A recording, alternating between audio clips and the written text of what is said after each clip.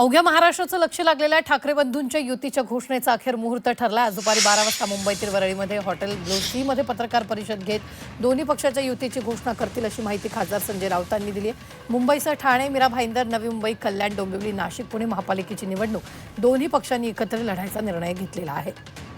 आज होणाऱ्या ठाकरे बंधूंच्या पत्रकार परिषदेकडे अवघ्या महाराष्ट्राचं लक्ष लागलेलं आहे।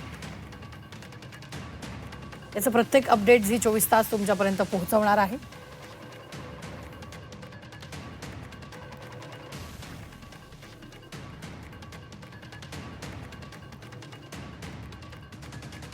तर ठाकरे बंधूंची युती कुठे कुठे होणार आहे आपण पाहूयात। कल्याण, डोंबिवली, ठाणे, पुणे, नवी मुंबई, नाशिक, मुंबई आणि मीरा भाईंदरमध्ये ही युती होणार आहे।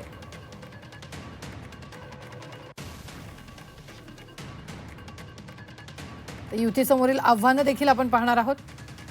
मराठी बहुल भागात अधिकाधिक मराठी मतदार वळवणं हे एक मोठं आव्हान त्यांच्या समोर असणार आहे। दलित मुस्लिम मतदार आपल्या बाजूनं वळवणं हे देखील महत्त्वाचं असणार आहे।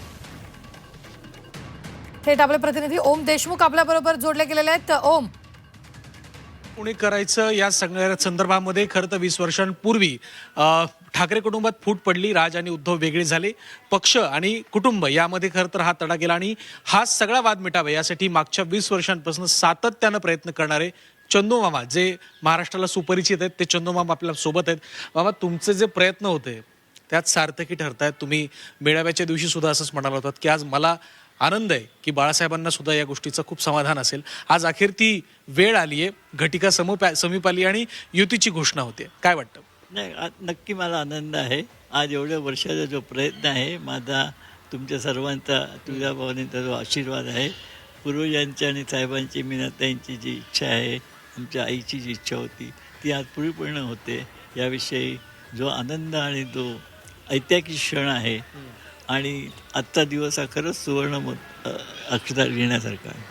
नाही, दोन कुटुंबातले दोन सदस्य एकत्र येत आहेत, परंतु दोन पक्ष सुद्धा एकत्र येत आहेत, त्याचं सुद्धा खूप महत्त्व आहे। मुंबईतल्या राजकारणात राज आणि उद्धव यांचं महत्त्व सुद्धा तितकंच महत्त्वाचं आहे। येऊ घातलेल्या निवडणुका आणि एकंदर मुंबईतली राजकीय समीकरणं या सगळ्या पार्श्वभूमींच्या या सगळ्या गोष्टींच्या पार्श्वभूमीवरती या दोन पक्षांचं आणि दोन पक्ष प्रमुखांचं एकत्र येणं याबद्दल तुम्हाला काय वाटतं? नाही, याविषयी मला नक्कीच असं वाटतं की दोन्ही पक्ष एकत्र आल्यामुळे ताकद वाढेल। मराठी माणसाचं जे डिव्हिजन होत होतं तो आता एकत्रपणे मतदान करतील आणि त्याचा फायदा मराठी माणसाला, महाराष्ट्राला आणि मुंबई महानगरपालिकेच्या निवडणुकीमध्ये नक्की होईल। तुमचं काही बोलणं झालं या पत्रकार परिषदेच्या संदर्भात किंवा तुम्ही या पत्रकार परिषदेला उपस्थित राहणार आहात त्यांच्यासोबत?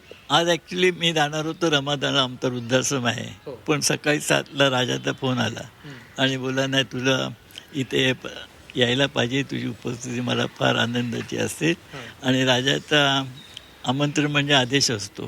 तर मी बोललो नक्की येतो, फक्त माझ्या पायात जरा प्रॉब्लेम असल्यामुळे धक्काबुक्कीमध्ये, तर राजाला काय काळजी करू नको, लोक धक्का दिला मी बुक्का देईन, मी आहे घाबरू नको, तू येच।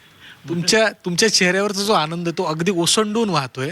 भावनिक क्षण हा नक्कीच असेल तुमच्यासाठी। कुटुंब म्हणून काय भावना आहेत आज? नाही, कुटुंब म्हणून नक्कीच आनंददायक असा दिवस आहे आणि आज विशेष गोष्ट म्हणजे आमचा मोठा भाचा बिंदू माधव, तो आता नाही बिचारा, पण त्याचा आज वाढदिवस आहे। त्याचा जन्म क्रिसमसच्या दिवशीच झाला होता 24ला। साहेब नेहमी म्हणायचे हा आपल्याकडे क्रिसमस बाबा आला आहे आणि त्यावेळीचे जे क्षण होते, त्यावेळेचा जो आनंद होता, तो उत्साह होता, तो आज या दोघांच्या युतीच्या दिवशी मला जाणवेल आणि या सगळ्या गोष्टीचा जनतेला आणि महाराष्ट्राला नक्कीच फायदा होईल आणि तुझ्या भावाने त्यांना नेहमीच आशीर्वाद देईल असे मला मनोमन काम आहे। खरं तर तुमच्यासोबत बाळासाहेबांची तर मुख्यत्वे ही इच्छा होतीच की दोन भावांनी एकत्र यावं, परंतु तुम्ही असाल किंवा तुमचे इतरही काही सहकारी असतील, यांनी सुद्धा प्रयत्न केले होते। आज नेमकं कोणाला मिस करताय? कारण हा क्षण खूप ऐतिहासिक आहे, तुम्ही सांगितलं की हा सुवर्ण क्षण आमच्या कुटुंबासाठी आहे। आज कोणाला मिस करताय?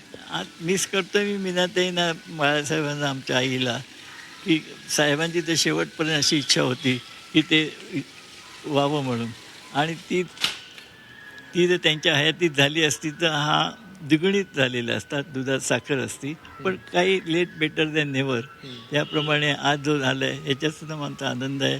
साहेबांनासुद्धा एक मनशांती मिळणार असेल आणि मराठी माणसाचं भलं होतं, यात सगळ्यांना एक समाधान आहे।